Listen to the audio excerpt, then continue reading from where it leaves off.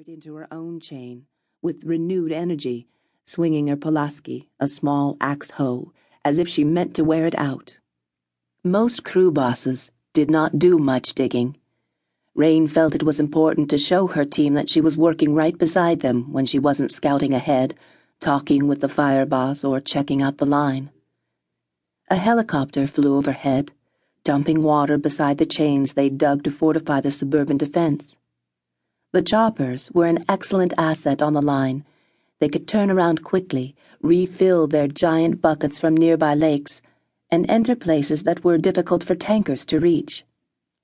Reyne's radio crackled again, her name filling the airwaves.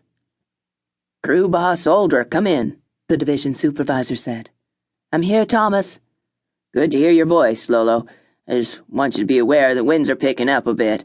You better hustle on to a rendezvous point with the New Mexicans and come on home." Reyne pulled out her own tiny experimental anemometer and watched as the flaps whirred to life. The wind velocity had changed. She and Stan had been right. Reyne eyed the distance to the ravine where the pines were and calculated how long it would take them to close it. "We'll be done in an hour, Thomas. I spotted the New Mexicans an hour ago. We're meeting them in the middle of this pretty little ravine." She glanced at her worn map. "Starburst, it's called. Over." "I got it. FYI, in case something goes awry, according to our chopper pilot, there's a meadow just northwest of you. You say 1/8 of a mile. Over." "Thanks, Thomas. And maybe we'll have a little picnic dinner after we're through." "You trying to make a date with me?" Reyne smiled, picturing the weathered, grinning face and grizzled hair of Thomas Wagner. The older man, the first fire boss she had ever served under as a Forest Service rookie, relished giving her a hard time. "That's right, Thomas. It'd be a private occasion, a simple, romantic affair with just me and my crew of 20. "Oh, well, I always say more'n two's a crowd." "Well, don't feel too bad. You can buy me a Coke when we come in tonight." Promises, promises.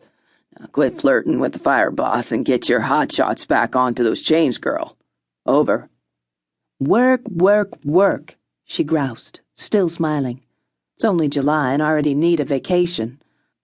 "Oldre out." Reyne slipped the radio into her belt loop and walked the line again, checking their progress. Stan shook his head as if in warning, lifting his face to the wind. Waves of smoke were blowing into their ranks now, separating digging member from digging member for seconds at a time. "It's nothing," she told herself. "Thomas would call us off if there was anything to be concerned about, and we're almost there." They moved into the edge of the forested ravine called Starburst Gully. Reyne called her sawyers forward, carefully avoiding eye contact with Stan, knowing he thought they should leave. A team of 3 went to work with chainsaws, cutting a swath of trees down before them. She set 2 ground pounders to work with fusees, small torches that lit the dry tinder behind them, creating a backfire to stop Oxbow from simply climbing trees and crossing their fire line. Reyne occasionally thought she heard a dozer and surmised the New Mexican team was near. Once they met, their lines would form an effective flank. Oxbow would be cut off and hopefully their work would be done. They drove deeper and deeper into Starburst Gully's forest. 50 feet, 100. Suddenly Reyne lifted her head and listened. The bulldozers were just around the corner. She waved the sawyers to silence. But the wind had definitely changed again. Stan ran to her side, his face a silent mask of apprehension. She pulled out her anemometer and took another quick reading, her eyes flying to Stan's. He'd known a second before she had. The wind had died for more than 2 minutes, then picked up speed as it changed direction, suddenly angling toward the gully instead of straight downhill. Both feared the proverbial calm before the storm. It was the staple of a firefighter's war stories. "When the wind dies, get the heck out of Dodge," Thomas had said just the night before, regaling the troops with a story of a firestorm his own crew had survived. "Crew Boss Oldre! Crew Boss Oldre!" Thomas's voice urgently crackled, barely discernible over Oxbow's growing growl.